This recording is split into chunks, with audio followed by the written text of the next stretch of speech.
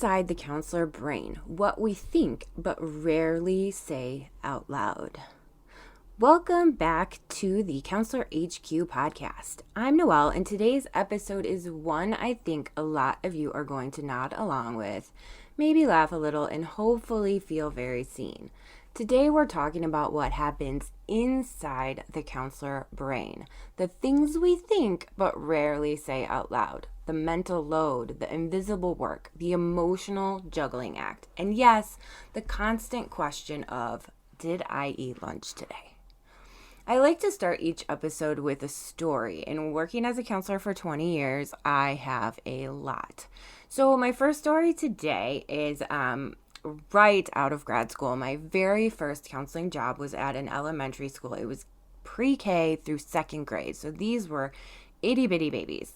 And so I was in every single classroom doing second step, like a social emotional learning lesson, if you're not familiar with it.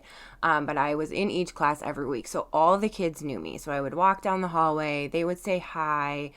Hi, Miss Herzl. That was my maiden name. And just, it was adorable. I loved it. So this one day, I'm walking down the hallway, and this little boy, a little first grader, says to me, Miss Herzl, I really need to talk to you. And just the stress and the amount of urgency on his little face was so apparent.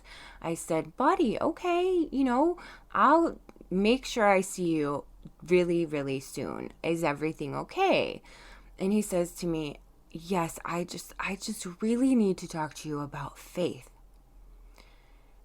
And I went back to my office, and my 23-year-old fresh out of school brain was on overdrive, right? Oh my goodness, this little kid is going to ask me about God. He's going to ask me about religion. What is going on? What am I supposed to say to this kid? What's appropriate? What's ethical?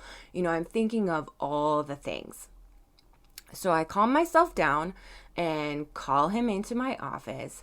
And first thing he says is, Faith calls me, I don't remember the name. But anyway, it was about a girl named Faith in his class who was being mean to him. So I let my brain go on overdrive when I really had no need to do that at all. And I think that we do that a lot. And that's one of my favorite stories because it's so cute because I remember that little kid, and I also remember Faith. Even 20 years ago, I remember these kids and I remember what they were going through. And so, that just goes to show you what we deal with on a day-to-day basis and how it sticks with us and why this work is so important, but also so emotionally draining. So let's jump into today's episode and start talking about the counselor brain. So one of the hardest things to explain to people outside of this field is that counseling isn't just something we do. It's something our brains are consistently and constantly engaged in. Even when we're not with our clients or students, part of our brain is still tracking needs, holding stories, planning follow-ups, remembering who said what, worrying about the student we haven't seen in a few days, thinking I should probably check in on them. The counselor brain doesn't shut off neatly at the end of the day. And the wild part, a lot of this work is completely invisible. No one sees the emotional calculations happening in your head. No one sees you replaying a conversation, wondering if you said the right thing. No one sees you holding concern for someone long after the bell rang or the session ended. They just see you sitting there, maybe smiling, maybe nodding, maybe typing some notes. But inside, there is so much happening. So let's talk about that internal monologue for a moment, because this is where we live, right? So we might say out loud to a student or a client, tell me more about that.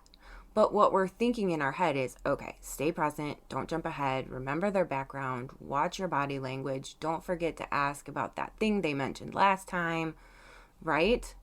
Another thing is what we might say, that sounds really hard. But what we're thinking is, wow, that's a lot. I am so glad they trusted me with this.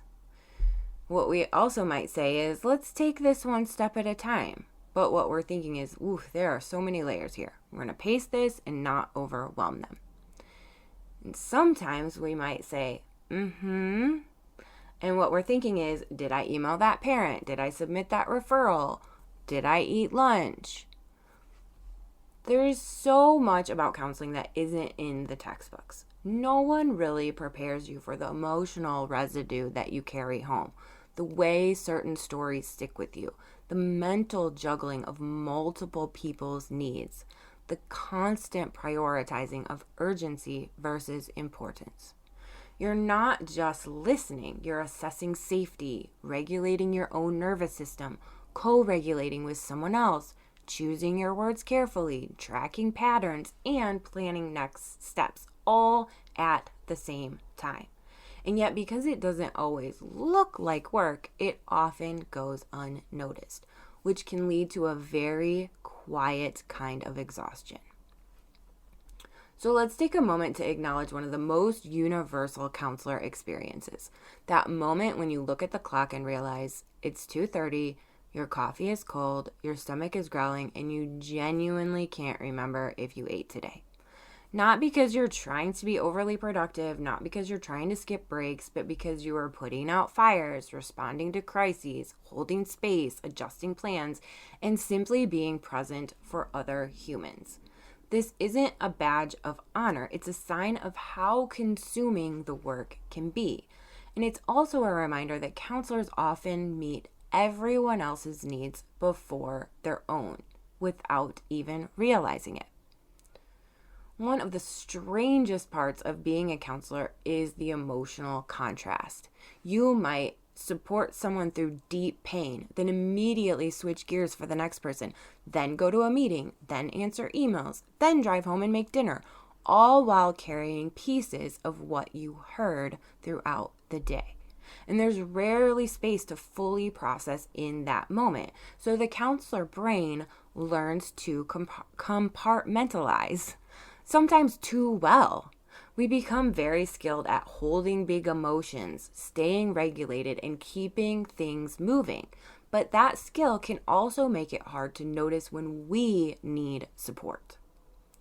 So let's talk about something else counselors rarely say out loud: the quiet pride. We don't usually say out loud, I made a difference today. That conversation mattered.